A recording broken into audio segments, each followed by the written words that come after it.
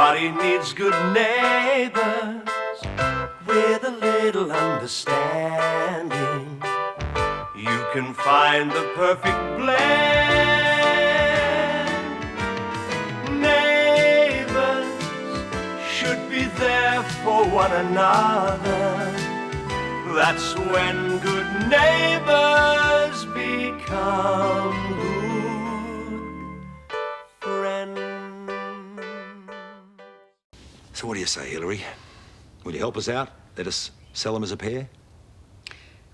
I'm sorry, Jim, no. No, I won't sell. But why? It belonged to my father. It has, as I said, sentimental value. And I don't see why I should be forced to part with it just because your mother preferred to gallivant around the world instead of looking after a family.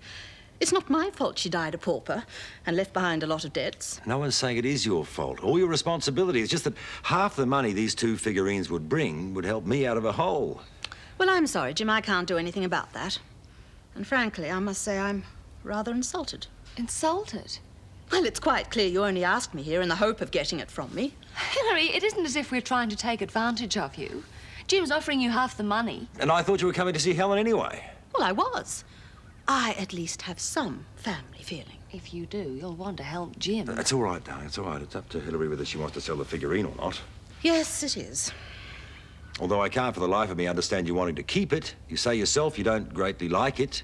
You inherited lots of other things from your parents. Why you want to keep this as a particular memento, I don't know. But if that's your decision, fair enough. Yes, well, it is. And now I think I'd like to go and visit Helen at the hospital. After all, that was my real reason for coming here, not to get into a family argument with you. I think I'll go and get ready.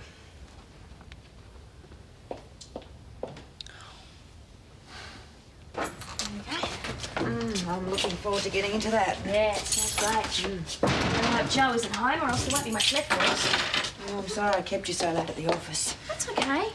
Can't have the work piled up for when Paul gets back. What's this? Ah, Joe and Toby have gone to see a martial arts movie. Well, I can guess whose idea that was. Poor little Toby probably hated it. He seems rather a quiet boy. Yeah, he is. Although he's starting to come out of his shell, especially now that he and Joe have got a common interest. Oh, yeah? What's that? Building billy carts. They're both taking it very seriously. I'll just get us some plates. No, don't worry about it. We can eat with our fingers. That's the way pizza's meant to be eaten. All right. You know, Nan would flip if she saw us eating that in here. Do you want to go in the kitchen? No. After all things Joe does, it doesn't really matter. Well, you find him hard to live with. A bit. To tell you the truth, I'm feeling a bit discontented about a lot of things lately. I don't know, my life seems to be in such a rut. What are you regretting you didn't stay in the States and follow your modelling career?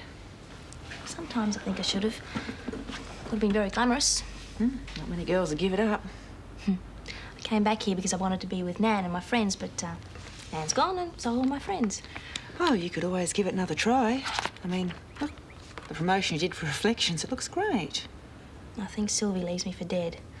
I would have been much better off using one of her shots from the session we did. I don't think so. You're really lovely. Oh, we'd hate to lose you, but I'm sure you could pick up your modelling career again in the States if you really wanted to. It's just it, I don't know what I really want to do. Maybe I'm just going through a phase. Well, come on, cheer up. Everyone's life seems humdrum from time to time.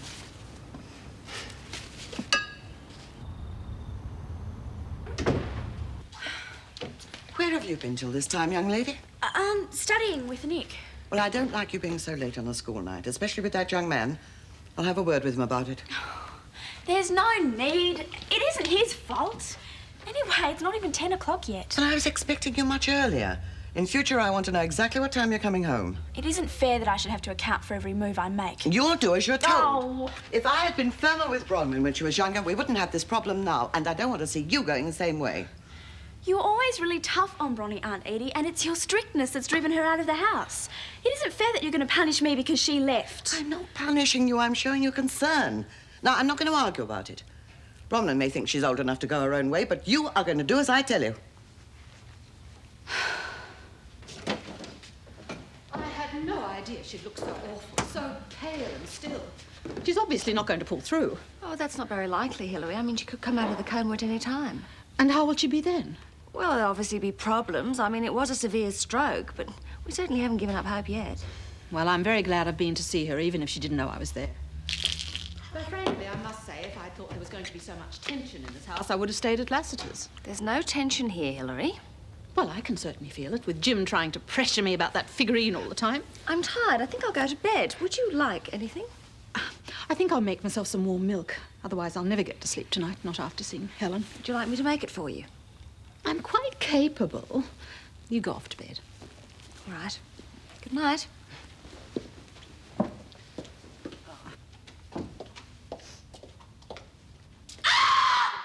You stay where you are. I could have dropped dead from shock. I meant to tell you about Nick. I'm sorry. When I saw how unkempt he was, I naturally assumed he was an intruder. How on earth do you let him dress that way? Nick's clothes are his own business, Hilary. They reflect on the whole family. Now I can see why Katie came back from Adelaide acting the way she did. What was that? Here's your milk. It'll take more than milk to help me sleep tonight. I think I'll go to bed. I'm very sorry I frightened you, Miss Robinson. Your attitude is just a little too cocky for my liking. Night, Nick. Right. You were very rude to him. He's a guest in the house. Well, I'm not surprised Jim needs money if he's taking in no hope at charity cases like that. Nick isn't a no-hoper. He's a very nice kid. You're right about Jim needing money, though. Won't you reconsider the situation? You mean about parting with my figurine? Well, you get half the money, Hilary. You could do a lot with $40,000. I dare say I could. But then I'm not mercenary. My parents left me very comfortably off. Why would I need the money? Well, you could travel, for one thing. I don't want to travel. I don't like foreigners. Anyway, I'm quite happy in Adelaide. Well, that's terrific for you, isn't it? You're comfortably off and you don't need the money. But what about Jim? He does need the money badly. Well, I'm sorry, Beverly, but that's his problem. And I'm not going to let him take advantage of me again. When has Jim ever taken advantage of you? When we were young. I had a favourite doll. Was dressed as a bride, a lovely thing. Jim persuaded me to lend it to him. What would Jim want with a doll? He tied it to a rocket ship he'd made of cardboard and firecrackers. The doll was completely destroyed, the beautiful wedding dress burnt to ashes. It broke my heart. But Jim didn't seem to care about it. He just thought it was funny. Hilary, you're talking about when you were kids. Well, I can't see that Jim's changed very much. He doesn't give a damn about my sentimental feelings for the figurine. He wants it for his purposes, and that's that. Well, this is one time he is not going to get his own way. Please come home, Bronnie. It's awful without you. Aunt Edie concentrating all her efforts on you, is she? Is she ever? It's going to get worse unless you come back. She reckons she didn't discipline you enough, so she's going to have to work extra hard on me. I'm sorry you're copping the brunt of it, Shez. There's no way I'm coming back. It's really good living here. Well, what about old Mr. Clarke? He doesn't like you very much, does he? Oh, we're getting along fine now. He realises I've got Jamie's best interests at heart. Where is he, anyway? Oh, somewhere studying for that quiz he's going in. Got stuck in the books the minute Des left for work. Studies all day, it's no problem. So, you've got it great, but it's rotten for me, right? Aunt Edie will ease up once she gets over the fact I'm gone. Might even start missing Narrabri and go home. No chance of that. You'll just have to put up with it until you can afford to move out. Maybe you'll earn enough money at this mysterious job of yours. It'll take me a long time. You should tell me what you're doing. It's a secret. Nothing that's going to upset Aunt Edie, is it? If I don't tell anyone what it is, how can she find out? I don't like it when you've got secrets, Shez. They usually only cause trouble. And she threatened me with a frying pan. I had a very bad scare. I could have had a heart attack. And I didn't notice you rushing out to see what was wrong with me. I was asleep. I didn't hear you. Yes, well, I know it's none of my business. But I can't help wondering what sort of influence this young man has on Todd and Katie. A very good one. Well, I think it's very wise they're spending so much time at Gale's. That's only because we're back and forth to the hospital so much. Oh, I'm going over again myself this morning. I'll call in and see Gale at Lassiter's on the way. Pity you missed Paul. I might still be here when he gets back. I've decided to stay on for a few days, just in case there's any change in poor Helen's condition. And now, if everyone's finished in the bathroom, perhaps I can get in there. Don't let her offend you, mate. A bark is worse than a bite. You mean he bites as well? We want to try and keep her happy. We need a favour from her. Oh, I won't be around tonight. I'm studying my life drawing classes at Tech. Well, at least you'll fit in better than I do. I feel like a real mug in my apprenticeship classes. I'm 10 years older than the teacher. I'll see you later. See you, mate. Oh, good luck with Big Mouth. Reckon you need it. I reckon he's right. I don't think she's going to change her mind. I didn't realise that she was the sentimental type. Oh, I don't think that sentiment has got too much to do with it, Jim. Seems that Hilary has been harbouring a grudge against you for over 30 years. For why? Apparently, you tied a bright doll of hers to a rocket ship you'd made. The doll was destroyed. I think I vaguely remember that. Hilary remembers it very well. But you don't mean it... but after all this time... She thinks it proves how insensitive you were then and that you haven't changed. She's not going to let you take her doll again, not even for $40,000. What chance have I got with someone who thinks like that? Hi, sorry I'm a bit late. No, it's okay. It's glad to get out of the house. She'll meet Jim's cousin. She's a real dragon. Oh, she couldn't be worse than Aunt Edie. Sharon, remember I expect you home at a reasonable hour tonight. Oh, yes, Aunt Edie, only I have to study at the library for a while. Well, be sure to come straight back afterwards. Okay. If she asks, I was studying with you last night, okay? What made you tell her that? Well, I didn't have to say I was working. Is that where you'll be again tonight? Mm-hmm. Why won't you tell me what you're doing? Oh, I like to keep an air of mystery. I'm surprised Paul didn't come back from America with Jim. No, Rosemary thought it'd be a good chance if Paul could spend some time at head office. Oh, I see. I couldn't help wondering if he was staying away deliberately. How do you mean? Well, sometimes when there are problems at home, men do tend to stay away. There are no problems at home, Hilary. Paul and I are very happy. I know that the IVF program can cause a lot of strain, so I thought In perhaps... fact, if anything, it's brought us close together. Oh, I see. I can't say I honestly approve of interfering with nature. If God had meant you to have children, you'd have had them. That's one way of looking at it. Gail, I sent off those priority paid letters for you, and there's just this. Oh, great. Jane, you know Hilary Robinson? Yes, hi, how are you? I'm fine. I must say you're looking as pretty as ever, Jane. Oh, thank you. Still, I wouldn't use too much makeup. It's starting to affect your skin. Oh, Jane, something came for you while you were out. A special delivery. I wonder what this could be. Well, there's only one way to find out.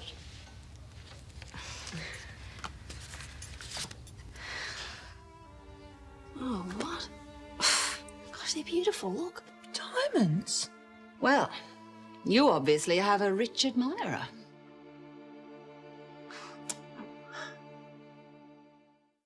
What does it say?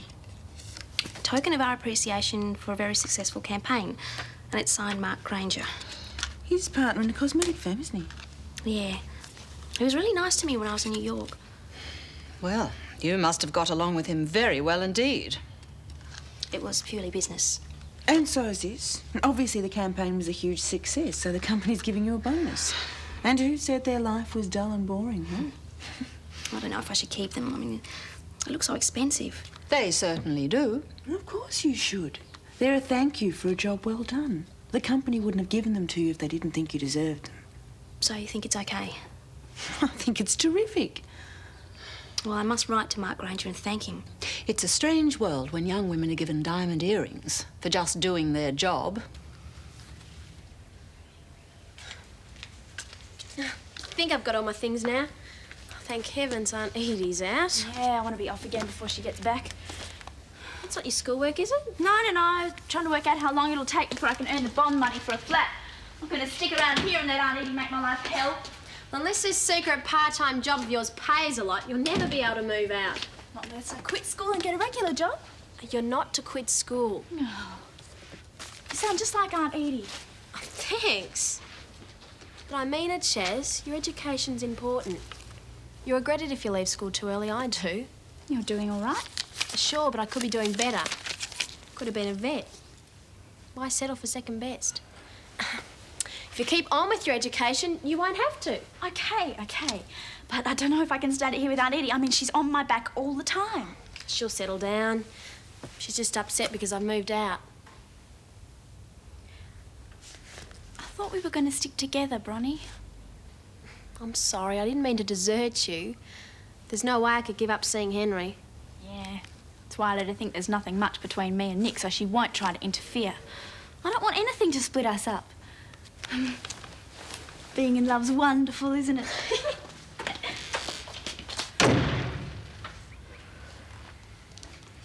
Well, I'm glad to see you home so early. Not staying. I just had to drop my school bag off before I went to the library. Well, won't you need your workbooks there? No, just my pen and pad. Well, better go. See you later. Oh, don't be late. I'll come with you. Oh, no, wait a minute, Bronwyn. I'd like to talk to you. Now, for a moment, when I saw you standing there, I thought perhaps you'd decided to forget all that foolishness and come back. I was just getting the rest of my things. Bronwyn, I wish you'd come home. Would I be able to see Henry whenever I wanted? Now, you know my opinion about that. It hasn't changed. Then I won't be back. But what on earth must people think you're leaving home because of this boy? I don't care what people think. That's not the way you felt when you caused that scandal at Narrabri. You would have to throw that in my face, wouldn't you? You know I left Narrabri to get away from all that, and you've got no right to make it follow me here. Look, all I'm saying is I don't want you to sully your reputation here the way you did there. I didn't do anything wrong. That's not the way most people saw it. It's not my fault how people think.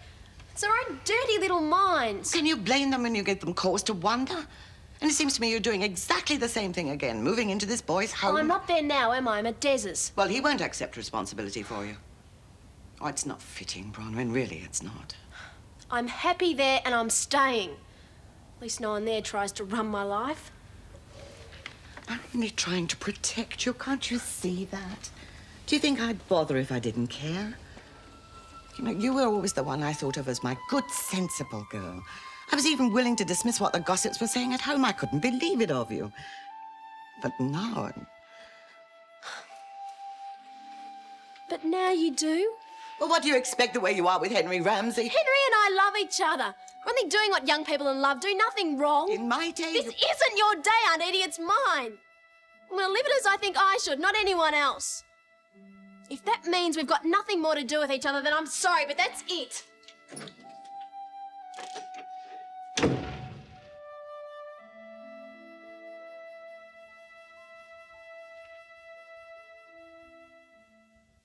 Well, I find it very hard to believe that any company would give a pair of diamond earrings as a bonus. The Americans do things in a big way. Yeah, just look at their hospital bills. I'm off to tech. Do you want me to keep some dinner back? No, the sandwich will do. Bye. See ya. See you, mate. Bye. He obviously treats the place like a hotel. Not at all. He's very thoughtful. Well, I suppose I shouldn't judge a book by its cover. No, you shouldn't. It's just that young people are so different these days. When I was a young girl, there was no way I would have kept a pair of diamond earrings a man had sent me. I thought you said they came from the company. Well, the card was signed by Mark Granger. And Jane said he was very nice to her when she was over there, so it does make one wonder. Jane isn't that type, Hilary. Oh, to send you over there, darling. If Mark Granger takes a fancy to you, might just give you an expensive pair of diamond earrings. We could use them at the moment. Really, Jim. Beverly assured me you wouldn't pressure me any further about that figurine, but you do not intend to let up, do you? The fact that I am in a lot of debt at the moment is weighing fairly heavily on my mind. I'm bound to mention it from time to time. The fact that I do doesn't mean I'm referring to you. Well, I'd like to consider the subject closed. Fair enough.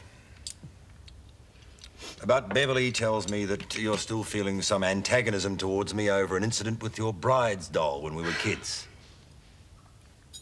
I hadn't realised that it affected you so deeply. I'd like you to know I'm very sorry, and I should have apologised at the time. Yes, you should have. But I'm no fool, Jim. I know exactly why you're apologising now, and you are not going to get round me. I'm not trying to get I really round didn't you. know my visit here was going to be quite so unpleasant. Oh, I can't win, can I?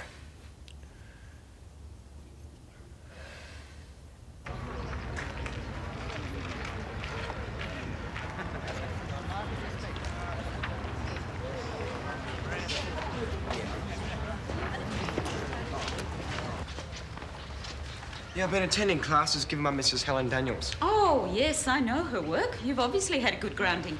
Yeah. And have you ever worked with a life model before? Not really. Oh, well, I'm sure you'll benefit from it. You can use this easel here. Okay. And Mr. Carter, the instructor, will be along in a moment. Okay. Thanks for your help.